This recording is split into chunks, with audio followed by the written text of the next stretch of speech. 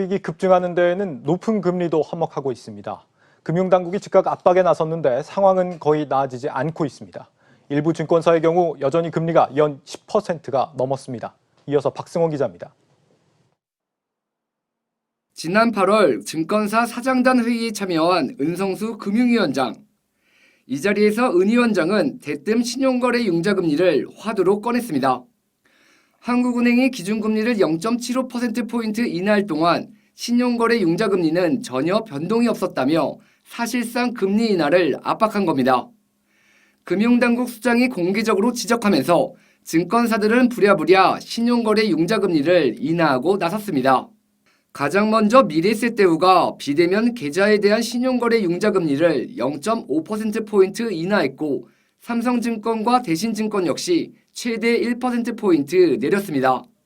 지난달엔 한국투자증권을 비롯해 하나금융투자, 메리츠증권 등도 신용거래 융자금리 인하 행렬에 동참했습니다.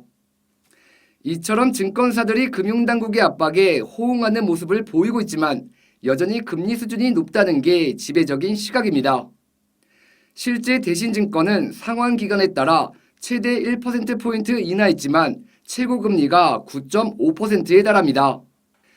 금리를 내린 하나금융투자의 경우 상환 기간에 따라 최고 10.5%에 달하는 금리를 적용하고 있고 삼성증권 역시 최고금리가 10%에 육박합니다. 높은 수준의 금리뿐 아니라 구체적인 기준 없는 고금리 산정 관행도 비판의 대상이 된 지 오래입니다. 다만 금융당국이 오는 23일부터 증권사들의 묻지마식의 금리 산정을 막기 위한 방안을 시행하고 이를 통해 연평균 1%포인트 금리 인하를 기대하고 있지만 이 역시도 여전히 높은 수준입니다.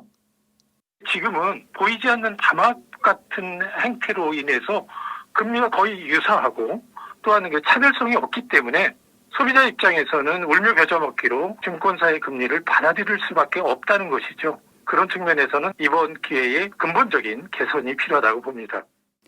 동학개미 상대로 이자 장사에 몰두하고 있는 국내 증권사들. 손쉽게 과도한 이득을 취하고 있다는 비판과 함께 초대형 IB 취지가 무색해지고 있다는 지적이 나오고 있습니다. 한국경제TV 박승원입니다.